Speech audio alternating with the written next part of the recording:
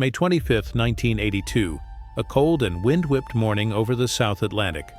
4 Argentine A-4 Skyhawk pilots prepare for what could be their final flight. Their mission: destroy 2 British warships, HMS Coventry and HMS Broadsword, protecting the Falklands. In the silence before takeoff, each man knows the odds. They face modern radar, guided missiles, and overwhelming firepower, with only courage, faith, and precision on their side. Engines roar to life across the windswept runway. As the jets lift off one by one, the ground crews salute them like men heading into legend. If you're new here, don't forget to like the video and subscribe. This is a story of courage, sacrifice, and history that must never be forgotten. The 4 jets split into 2 pairs, each armed with heavy iron bombs, outdated, unreliable, yet deadly if they hit. Leading the first pair is Captain Pablo Carballo, a man known for his precision and calm under fire. Beside him flies Lieutenant Carlos Rinca, his loyal wingman. The second section follows minutes behind, led by First Lieutenant Mariano Velasco and Midshipman Barrio Nuevo. The radio crackles. "Maintain low altitude. Do not climb. Ever." They know that a single radar signal could mean instant death. The sky is clear, the sea mirror-like, but every mile forward tightens the grip of fear in their chests. No escort, no radar, no second chance. Just 4 men flying into the jaws of the Royal Navy. Each cockpit becomes a world of solitude. Carballo, Rinque, Velasco, and Barrio Nuevo. 4 names soon to be written in the history of air combat. Their mission is clear: destroy the destroyers before they destroy their brothers fighting on the islands below. Every heartbeat echoes through the steel fuselage. Fuel is limited. Their flight path must be perfect. There will be no time for corrections, no room for mistakes. Below them, the gray waves of the Atlantic stretch endlessly, a silent reminder of how small they are against the vastness of war. Each pilot says a quiet prayer. They all know this mission could cost them their lives, but it might also save their nation's honor. The South Atlantic wind cuts across their wings as the Skyhawks drop to less than 50 feet above the water. They fly so low that ocean spray covers their canopies, turning the view ahead into a blur of salt and sun. Every second matters. One mistake, one pull too high, and they'd light up the British radar like a flare. Carballo's voice is calm over the radio. "Stay low. Trust your instruments. We are invisible." They use the shape of the islands to mask their advance, the rolling hills, the cliffs, the mist. Below radar, beneath sight, between death and victory. Miles ahead on the HMS Coventry, the radar screens flicker. 4 contacts detected bearing 225, distance 30 miles. The captain grips the edge of his console. He knows exactly what's coming, and he knows they may not stop it in time. Aboard the HMS Coventry, Captain David Hart Dyke sounds the alarm. Klaxons echo through the steel corridors as sailors rush to battle stations. "Prepare Sea Dart missiles. Full alert," he shouts. The ship's radar confirms what he feared: enemy aircraft inbound and closing fast. On the bridge, tension thickens. Somewhere out there, 4 invisible predators skim the waves, hunting his ship, but Hartdyke refuses to be prey. He orders a defensive formation with the HMS Broadsword nearby, each vessel covering the other's blind spots. Sea Dart and Seawolf missiles, Britain's best defense against low-level attacks, are armed and ready, yet in the endless emptiness of the sea, the Skyhawks have vanished. "Contacts lost. They dropped below radar," reports the operator. Hartdyke's heart sinks. He knows what that means. The hunters are now inside striking range, unseen and unstoppable. The Skyhawks roar past the rocky ridges of Pebble Island, hidden beneath the radar horizon. Their flight path is so low that seagulls scatter in terror as the jets slice through the mist. "Island ahead," Carballo warns. "Keep formation. Stay in my shadow." The pilots glide between hills, their altimeters trembling, 10 meters from the sea.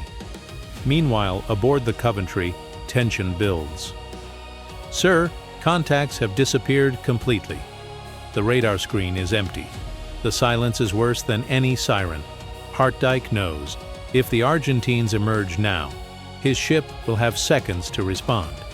Stand by to engage," he orders, gripping the edge of his command post. Then, from the gray horizon, the impossible happens. 2 faint dots appear on the radar. 2 bogies inbound, bearing 192, low altitude. The battle for the South Atlantic has begun. Captain Carballo sees the British ships with his own eyes for the first time. 2 dark silhouettes cutting through the silver waves. "Targets in sight," he says firmly. "Begin the run." He and Rinky push their throttles forward, diving so low the ocean spray coats their windshields. On the Coventry's radar, chaos erupts. 2 inbound, they're almost on top of us. Sea Dart missiles are armed, but they can't lock onto the low-flying jets. Every second of delay feels like eternity. Carballo lines up the shot, a lifetime of training compressed into a heartbeat. Release! 2 massive bombs drop, skipping across the waves like stones. One misses completely. The other hits the broadsword, slicing through the deck, but fails to explode. It crashes through the ship and splashes into the sea, a perfect hit with no reward. Carballo clenches his fist in frustration. They were alive, but the mission wasn't over yet. Far behind, the second Argentine pair approaches. Lieutenant Mariano Velasco and Midshipman Jorge Barrionuevo. They've been listening in silence, hearing Carballo's strained voice report the failure. Now it's their turn. Their bombs are smaller, 250 kilograms each, less powerful but with fuses more likely to detonate. Velasco knows this could be the difference between frustration and victory. Broadsword still afloat, the radio crackles. Coventry turning to engage. Velasco steadies his breathing. He can see the black smoke on the horizon, proof of the first attack. But the British are ready now. Radar active, guns armed, missiles hot. "Stay low," Velasco tells Barrionuevo. The 2 Skyhawks skim the ocean, flying beneath the enemy's eyes, the sound of the engines blending with the roar of the sea. If they fail, there will be no third chance. "Hold formation," he whispers. "Now, let's finish this." On the Coventry, alarms blare again. 4 enemy aircraft inbound, range closing fast. Captain Hartdike reacts instantly, shouting over the noise, "Turn to starboard. Give the Sea Dart teams a clear shot." The ship heels violently as sailors brace themselves. Missile operators lock onto Velasco's formation and fire.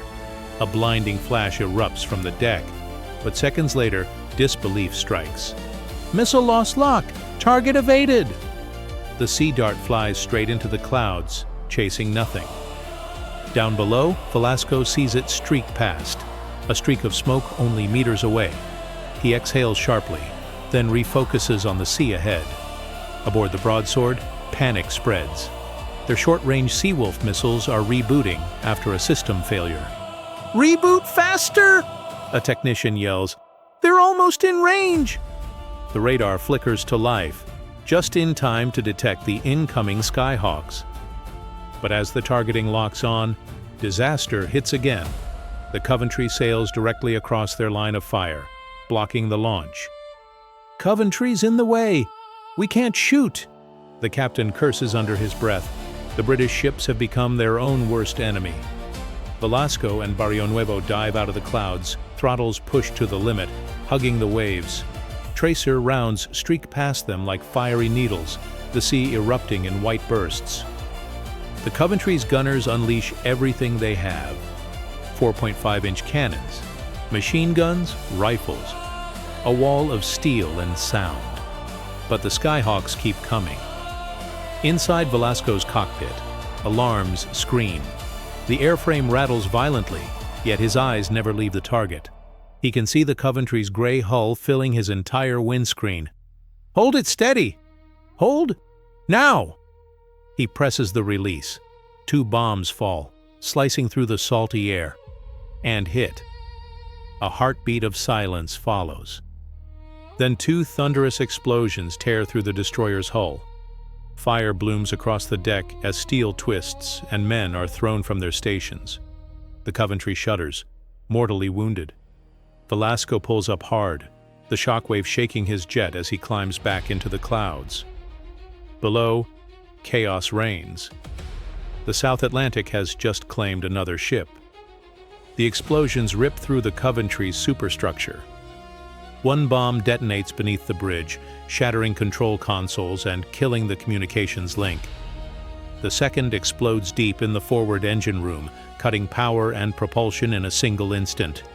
Black smoke billows into the freezing air as flames race through the corridors. Sailors stumble through the choking haze, searching for wounded crewmates.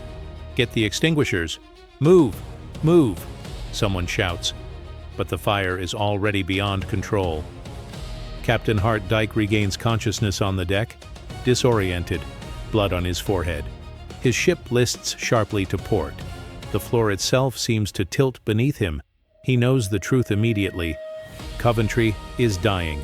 Above the chaos, Velasco circles once, seeing the plume of smoke climbing into the sky. He knows what it means. "Direct hit," he says quietly into the radio. Barrio Nuevo cheers, unable to contain himself. "Golazo! Viva la Patria!" They turn for home, their mission complete, leaving behind a burning grave of steel and sea. Inside the shattered bridge, Captain Hart Dyke fights to regain control. "Report! Engineering, respond!" he yells into the dead radio. Silence answers him, only the crackle of fire and the groan of bending metal. He staggers through the smoke-filled corridors, calling out to his men. Some answer weakly, others do not. Flames lick through broken panels, and the heat is unbearable. Hart Dyke realizes that if he doesn't act fast, everyone still alive will die trapped inside. Reaching the upper deck, he sees the horror below. The ship is tilting hard to port, water pouring into the torn hull. "Abandon ship," he orders, his voice raw and resolute. No hesitation, no panic, only the instinct of a leader. The crew obeys without question. They had trained for this moment 100 times, but never imagined it would be real. Hart Dyke stays behind, making sure every man leaves before he does. A captain to the end, standing amid smoke, steel, and sacrifice. Across the deck, sailors move with extraordinary discipline, despite the chaos. Smoke pours from the ruptured hull, but no one screams, only the sound of boots on metal and the hiss of fire. Wounded men are carried on shoulders, others lowered gently into lifeboats tossed by icy waves. Those who can still stand help others. "Go! Save yourselves!" shouts one officer, shoving a life raft into the water. Amid the roar of collapsing steel, the British crew displays calm professionalism. They pass life vests, tend to the injured, and form lines toward the evacuation points. Helicopters from nearby ships circle overhead, braving the flames to lift survivors from the water. Hart Dyke finally steps onto the tilting deck, the smell of burning paint thick in the air. He looks around one last time. The ship that had been his home is now a floating inferno. He salutes it silently, then climbs into the final lifeboat. As they pull away, the Coventry groans and begins to roll. Behind them, fire devours the destroyer as it slowly sinks beneath the waves. Minutes later, the HMS Coventry disappears beneath the waves, swallowed by the cold Atlantic. All that remains are patches of oil, drifting wreckage, and the faint echo of explosions fading into the mist. In his lifeboat, Captain Hart Dyke sits silently, his face illuminated by the glow of the burning sea. He feels the weight of command pressing down. The lives lost, the ship gone. For a moment, the ocean is calm, almost peaceful. He gazes toward the horizon, knowing that even in defeat, his men's bravery has upheld their honor. A helicopter hovers overhead, lowering a rescue line. The captain refuses to leave until the last of his sailors is safe. Only when all others are aboard does he finally grasp the rope. As he's lifted from the sea, the wreck of the Coventry vanishes into darkness.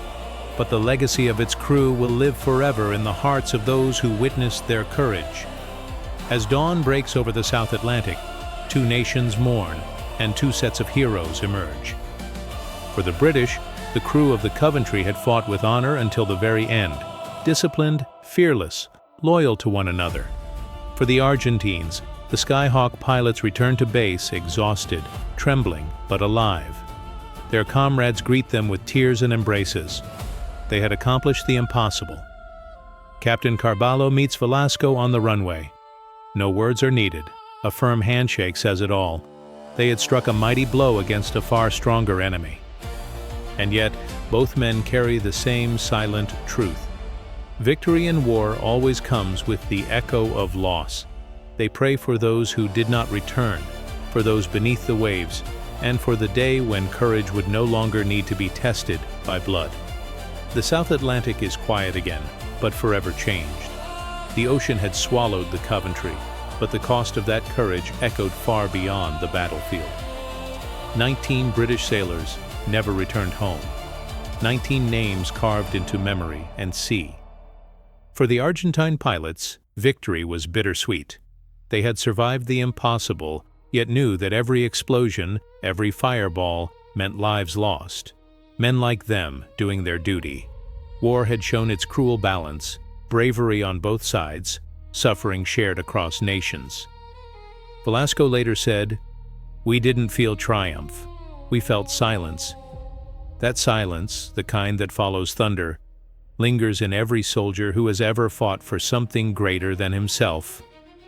The mission proved that courage isn't measured by who wins, but by who dares to face death for duty, for brothers, for home. News of the Coventry's sinking spreads quickly across the British fleet. Flags drop to half-mast. Radios fall silent for 1 minute in honor of the fallen. On the Argentine side, the victory becomes a symbol of national pride. Proof that bravery could overcome technology, even if only for a moment. Captain Hart Dyke is rescued, exhausted but alive. In interviews years later, he never speaks with hatred. He calls the Argentine pilots men of courage, acknowledging their skill and determination. Historians would later call this battle one of the most dramatic air-naval encounters of the modern era. It exposed the vulnerability of even the most advanced warships and highlighted the human cost behind military glory. The wreck of the HMS Coventry still rests on the seabed today, a silent monument to valor, sacrifice, and the fragile line between victory and loss. The waves now roll gently over the resting place of the Coventry, far below the surface where light fades into silence. Fish drift through the twisted steel once filled with life and voices. The war is long over, but its echoes remain, in the stories, in the memories, and in the lessons carved by courage. For the pilots who flew that day, time has turned their fear into reflection. For the sailors who fought and fell, the ocean became their eternal home.